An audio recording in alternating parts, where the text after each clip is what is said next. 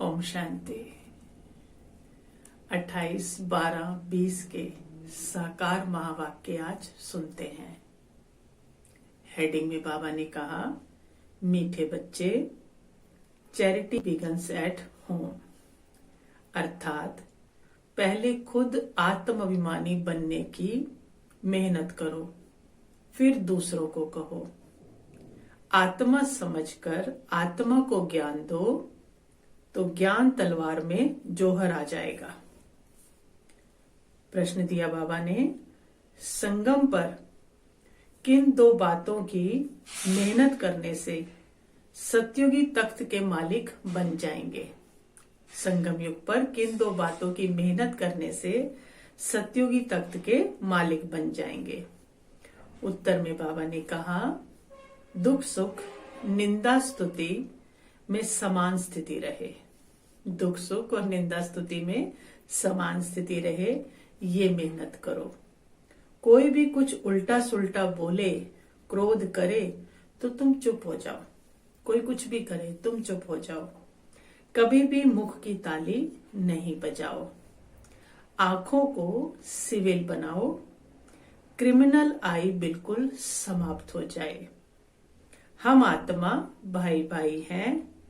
आत्मा समझकर ज्ञान दो। आत्माभिमानी बनने की मेहनत करो तो सतयुगी तख्त के मालिक बन जाएंगे। संपूर्ण पवित्र बनने वाले ही गद्दी नशीन बनते हैं। ओम शांति। रूहानी बाप रूहानी बच्चों से बात करते हैं। तुम आत्माओं को ये तीसरा नेत्र मिला है, जिसको ज्ञान का नेत्र भी कहा जाता है। उनसे तुम देखते हो अपने भाइयों को। आत्माओं को आत्मा को देखती है। तो ये बुद्धि से समझते हो ना कि जब हम भाई भाई को देखेंगे तो कर्मेंद्रियां चंचल नहीं होंगी। और ऐसे करते करते आंखें जो क्रिमिनल है वह सिविल हो जाएंगी। बाप कहते हैं, विश्व का मालिक बनने के लिए मेहनत तो करनी पड़ेगी ना। विश्व का मालिक बनना है तो अभी ये मेहनत करो। आंखों को सिविल बनाओ, भाई को देखो। मेहनत करने के लिए बाबा नई नई गुह्य पॉइंट सुनाते हैं। तो अभी अपने को भाई भाई समझकर ज्ञान देने की आदत डालनी है। फिर वह जो गाया जाता है ना, वी आर ऑल ब्रदर्स, ये प्रैक्टिकल हो जाएगा। हम सब भाई भाई हैं, ये प्रैक्टिकल में प्रूव हो जाएगा। अभी तुम सच्चे सच्चे ब्रदर्स हो क्योंकि बाप को जानते हो। बाप तुम बच्चों के साथ सर्विस कर रहे हैं। हिम्मते बच्चे मत दे बाप। तो बाप आकर के ये हिम्मत देते हैं सर्विस करने की। तो ये सहज हुआ ना। तो रोज यह प्रैक्टिस करनी पड़ेगी। सुस्त नहीं होना चाहिए। ये प्रैक्टिस करनी है आत्माभिमानी बनने की, भाई भाई देखने की। ये नई नई पॉइंट्स बच्चों को मिलती है। बच्चे जानते हैं कि हम भाइयों को बाबा पढ़ा रहे हैं। आत्माएं पढ़ती हैं, ये रूहानी नॉलेज है। इसे स्पिरिचुअल नॉलेज कहा जाता है। सिर्फ इस समय रूहानी नॉलेज रूहानी बाप से मिलती है, क्योंकि बाप आते ही हैं संगम युग पर जबकि सृष्टि बदलती है। ये रूहानी नॉलेज मिलती भी तब है जब सृष्टि बदलने वाली है। बाप आकर यही तो रूहानी नॉलेज देते हैं कि अपने को आत्मा समझो। आत्मा अशरीरी आई थी, यहाँ फिर शरीर धारण करती है। शुरू से अब तक आत्मा ने 84 जन्म लिए हैं, 84 शरीर लिए हैं। परंतु नंबरवार जो जैसे आए होंगे वह वैसे ही ज्ञान योग की मेहनत करेंगे। जिस हिसाब से आए हैं उसी हिसाब से मेहनत करेंगे। फिर देखने में भी आता है कि जैसे जिसने कल्प पहले जो पुरुषार्थ किया, मेहनत किया, वो अभी भी ऐसे ही मेहनत करते हैं। अपने लिए मेहनत करनी है, किसी के ऊपर कोई एहसान नहीं है। अपने लिए करनी है, क्योंकि पद किसको पाना है? आत्मा ने पाना है ना, खुद ने पाना है। दूसरे कोई के लिए तो करनी नहीं है, नहीं करनी होती है ना। जो मैं करूंगी वो मुझे मिलेगा, दूसरे के लिए थोड़ी करनी है मेहनत। तो अपने को ही आत्मा समझकर अपने साथ मेहनत करनी है। मैं आत्मा हूं, तो बाबा कहते हैं अपने को आत्मा समझकर अपने साथ मेहनत करनी है। दूसरा क्या करता है इसमें, उसमें हमारा क्या जाता है, कोई कुछ भी करे। चैरिटी बिगन्स एट होम, माना पहले पहले खुद मेहनत करनी है, पीछे दूसरों को कहना है, दूसरों को अर्थात भाइयों को अर्थात आत्माओं को कहना है। जब तुम अपने को आत्मा समझ करके आत्मा को ज्ञान देंगे तो तुम्हारी ज्ञान तलवार में जौहर रहेगा। बाबा कहते उसको तीर लगेगा, उसको तलवार लगेगी। मेहनत तो है ना, तो जरूर कुछ ना कुछ सहन करना पड़ता है। इस समय दुख सुख निंदा स्तुति मान अपमान ये सब थोड़ा बहुत सहन करना पड़ता है। तो जब भी कोई उल्टा सुल्टा बोलता है तो कहते हैं चुप। जब कोई चुप कर देते हैं तो पीछे कोई गुस्सा क्या करेंगे, जवाब ही नहीं देंगे, ताली ही नहीं बजाएंगे मुख की, तो क्या करेंगे। जब कोई बात करते हैं और दूसरा भी बात करते हैं तब मुख की ताली बजती है। अगर एक ने मुख की ताली बजाई और दूसरे ने शांत किया तो चुप। बस ये बाप सिखलाते हैं। कोई अगर गलत उल्टा बोल रहा है तो बाबा कहते चुप लगाओ, ये बाप सिखाते हैं। कभी भी देखो कोई क्रोध में आते हैं तो चुप हो जाओ, आप ही उसका क्रोध शांत हो जाएगा। दूसरी ताली बजेगी नहीं। अगर ताली से ताली बजी फिर तो गड़बड़ हो जाती है। इसलिए बाप कहते हैं बच्चे कभी भी इन बातों में ताली नहीं बजाओ, ना विकार की, ना काम की, ना क्रोध की, कोई भी ताली नहीं बजाओ। बच्चों को हर एक का कल्याण करना ही है। इतने जो सेंटर्स बने हुए हैं किस लिए, कल्प पहले भी तो ऐसे सेंटर निकले होंगे ना। देवों का देव बाप देखते रहते हैं कि बहुत बच्चों को ये शौक रहता है कि बाबा सेंटर खोलूं। हम सेंटर खोलते हैं, हम खर्चा उठाएंगे, तो दिन प्रतिदिन ऐसे होते जाएंगे। क्योंकि जितना विनाश के दिन नजदीक होते जाएंगे उतना फिर इस तरफ सर्विस का शौक बढ़ता जाएगा। अभी बाप दादा दोनों इकट्ठे हैं, तो हर एक को देखते हैं कि क्या पुरुषार्थ करते हैं। बाबा हर एक का पुरुषार्थ देखते रहते हैं, क्या पद पाएंगे। किसी का पुरुषार्थ उत्तम, किसी का मध्यम, किसी का कनिष्ठ है, वो तो देख रहे हैं। टीचर भी स्कूल में देखते हैं कि स्टूडेंट किस सब्जेक्ट में ऊपर नीचे होते हैं, तो यहां भी ऐसे ही है। कोई बच्चे अच्छी तरह से अटेंशन देते हैं तो अपने को ऊंचा समझते हैं, कोई समय फिर भूल करते हैं, याद में नहीं रहते तो अपने को कम समझते हैं। ये स्कूल है ना, पता चलता है ना पुरुषार्थ से कि कहाँ मेरा पद जाएगा। बच्चे कहते हैं बाबा हम कभी कभी बहुत खुशी में रहते हैं, कभी कभी खुशी कम हो जाती है। तो बाबा अभी समझाते रहते हैं कि अगर खुशी में रहना चाहते हो तो मन मना भाव, अपने को आत्मा समझो और बाप को याद करो। सामने परमात्मा को देखो तो वो अकाल तख्त पर बैठा हुआ है। ब्रह्मा बाबा की भ्रकुटी में कहा बैठा है, अकाल तख्त पर बैठा हुआ है। ऐसे भाइयों की तरफ भी देखो, अपने को आत्मा समझ करके फिर भाई से बात करो। भाई को हम ज्ञान देते हैं, बहन नहीं, भाई भाई, आत्मा आत्मा, भाई भाई, आत्माओं को ज्ञान देते हैं। अगर ये आदत तुम्हारी पड़ जाएगी तो तुम्हारी जो क्रिमिनल आई है, जो तुमको धोखा देती है, वह आहिस्ते आहिस्ते बंद हो जाएगी। बहन भाई नहीं, अंतर नहीं करो, बहन नहीं देखो, क्या कहो, आत्मा सिर्फ, और वो भाई भाई है, तो क्रिमिनल आई धोखा नहीं देगी। आत्मा आत्मा में क्या करेगी, देह है तो विकार है, देह ही नहीं देख रहे तो विकार भी नहीं आएंगे। जब देह अभिमान आता है तब गिरते हैं। बहुत कहते हैं बाबा हमारी क्रिमिनल आई है। अच्छा, क्रिमिनल आई को भी सिविल आई बनाओ। बाप ने आत्मा को दिया ही है तीसरा नेत्र। तीसरे नेत्र से देखेंगे तो फिर तुम्हारी देह को देखने की आदत मिट जाएगी। बाबा बच्चों को डायरेक्शन तो देते रहते हैं।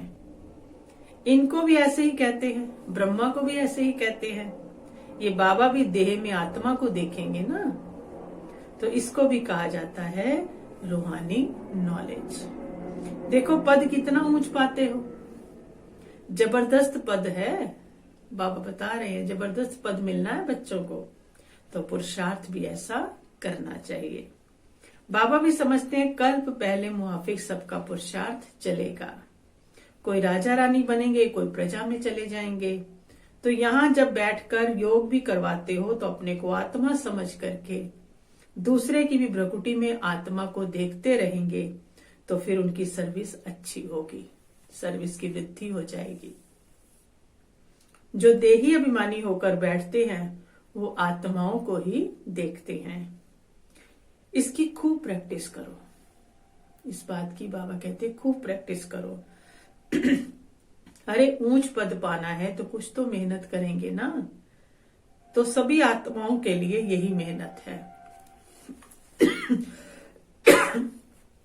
ये रूहानी नॉलेज एक ही दफा मिलती है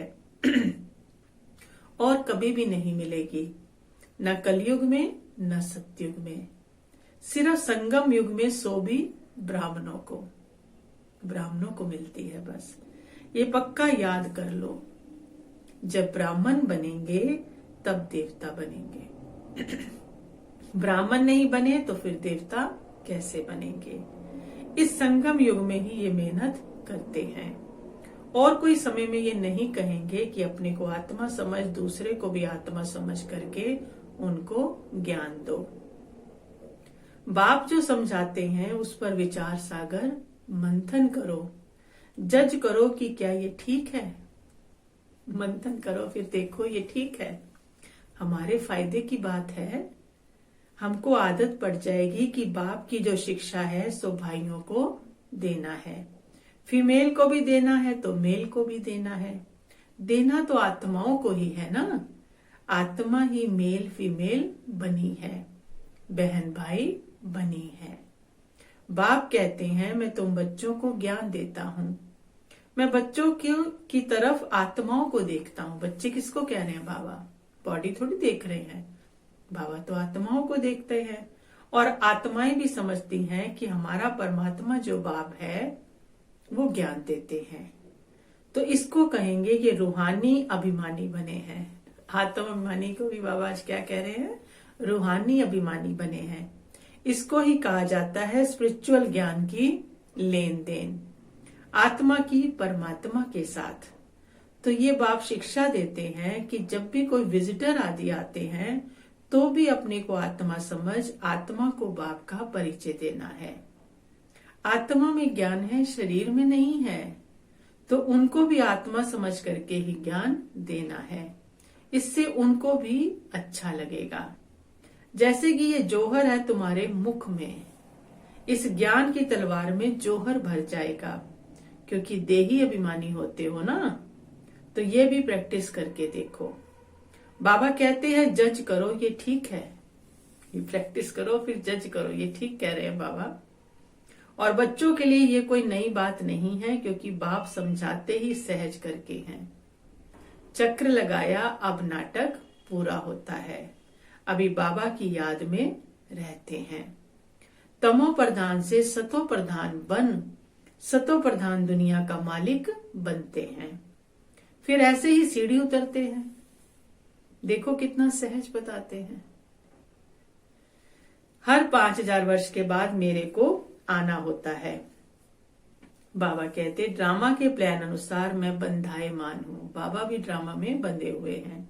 आकर के बच्चों को बहुत सहज याद की यात्रा सिखलाता हूँ। बाप की याद में अंतमति सोगति हो जाएगी। ये इस समय के लिए है, ये अंत समय आ गया तो अंतमति सोगति हो जाएगी। ये अंत काल है ना।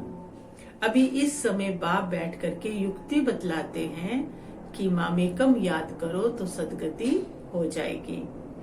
बच्चे भी समझते हैं कि पढ़ाई से मैं ये बनूंगा, फलाना बनूंगा। इसमें भी यही है कि मैं जाकर नई दुनिया में देवी देवता बनूंगा। कोई नई बात नहीं है। बाप तो घड़ी घड़ी कहते हैं नथिंग न्यू। ये तो सीढ़ी उतरनी चढ़नी है। जिन की कहानी है ना, उसको सीढ़ी उतरने और चढ़ने का काम दिया था। ये नाटक ही है, चढ़ना और उतरना। हम बच्चे भी क्या करते हैं, बाबा जिन से तुलना कर रहे हैं, तुमने सीढ़ी नीचे उतरी है पूरे कल्प में, अब ऊपर चढ़नी है बस। याद की यात्रा से बहुत मजबूत हो जाएंगे। इसलिए भिन्न भिन्न प्रकार से बाप बच्चों को बैठ सिखलाते हैं कि बच्चे अभी देही अभिमानी बनो, अभी सबको वापस जाना है, देह ने नहीं जाना साथ। तुम आत्मा पूरे 84 जन्म लेकर तमो प्रधान बन गई हो, और तमो प्रधान आत्मा ऊपर जा नहीं सकेगी, उड़ नहीं सकेगी। भारतवासी ही सतो रजो तमो बनते हैं। दूसरी कोई नेशनैलिटी को नहीं कहेंगे पूरे 84 जन्म लिए हैं। बाप ने आकर के बताया है, नाटक में हर एक का पार्ट अपना अपना होता है। आत्मा कितनी छोटी है, साइंसदानों को ये समझ में नहीं आएगा कि इतनी छोटी आत्मा में ये अविनाशी पार्ट भरा हुआ है। ये है सबसे वंडरफुल बात। ये छोटी सी आत्मा और पार्ट कितना बजाती है, वह है अविनाशी। ये ड्रामा भी अविनाशी है और बना बनाया है। ऐसे कोई नहीं कहेंगे कि कब बना, नहीं, ये कुदरत है। ये ज्ञान बड़ा वंडरफुल है, कभी कोई ये ज्ञान बता ही नहीं सकते हैं। ऐसे कोई की ताकत नहीं जो ये ज्ञान बतावे, क्योंकि बताने वाला एक ज्ञान का सागर है। तो अभी बच्चों को बाप दिन प्रतिदिन समझाते रहते हैं, अभी प्रैक्टिस करो कि हम अपने भाई आत्मा को ज्ञान देते हैं। आज आत्मा भाई देखने के लिए बाबा जोर दे रहे हैं कि ये प्रैक्टिस करो, आप समान बनाने के लिए, बाप से वर्षा लेने के लिए, क्योंकि सब आत्माओं का हक है बाप से वर्षा लेने का। बाबा आते हैं सभी आत्माओं को अपना अपना शांति व सुख का वर्षा देने। हम जब राजधानी में होंगे तो बाकी सब शांति धाम में होंगे, पीछे जय जयकार होगी, यहाँ सुख ही सुख होगा। इसलिए बाप कहते हैं पावन बनना है। अगर सिर्फ सुख ही सुख में जाना है तो उसके लिए क्या करना है, पावन बनना है। जितना जितना तुम पवित्र बनते हो उतना कशिश होती है, जितना पवित्र होते हो उतनी तुम में कशिश बढ़ती है। जब तुम बिल्कुल पवित्र हो जाते हो तो गद्दी नशीन हो जाते हो, फिर गद्दी मिल जाएगी। तो प्रैक्टिस ये करो। ऐसे मत समझना कि बस ये सुना और कान से निकाला। बाबा आज क्या कह रहे हैं, ये नहीं है कि सुना और कान से निकाला, नहीं, इस प्रैक्टिस बिगर तुम चल नहीं सकेंगे, टूट जाएंगे बार बार। इसलिए बाबा बार बार समझा रहे, बच्चे ये प्रैक्टिस करो। अपने को आत्मा समझो, वे भी आत्मा भाई भाई को बैठकर समझाओ। रूहानी बाप रूहानी बच्चों को समझाते हैं। इसको कहा जाता है रूहानी स्पिरिचुअल नॉलेज। स्पिरिचुअल फादर देने वाला है। जब चिल्ड्रन पूरा स्पिरिचुअल बन जाते हैं, एकदम प्योर बन जाते हैं, तो जाकर सत्युगी तख्त के मालिक बनते हैं। जो प्योर नहीं बनेंगे वो माला में भी नहीं आएंगे। माला का भी कोई अर्थ तो होगा ना। माला का राज दूसरा कोई भी नहीं जानते हैं। माला को क्यों सिमरते हैं, क्योंकि बाप की बहुत ही मदद की है, तो क्यों नहीं सिमरे जाएंगे। बाप के साथ सिमरे जाएंगे ना, तो क्यों नहीं सिमरे जाएंगे। तुम सिमरे भी जाते हो, तुम्हारी पूजा भी होती है और तुम्हारे शरीर की भी पूजा होती है। और मेरी तो सिर्फ आत्मा को पूजा जाता है, तुम्हारे शरीर की भी है और आत्मा की भी पूजा है और माला रूप में भी है। देखो तुम तो डबल पूजे जाते हो, मेरे से भी जास्ती। तुम जब देवता बनते हो तो देवताओं की भी पूजा करते हैं, इसलिए पूजा में भी तुम तीखे, यादगार में भी तुम तीखे और बादशाही में भी तुम तीखे। आज बाबा तीन तीन चीजों में कह रहे तुम सब चीजों में तीखे।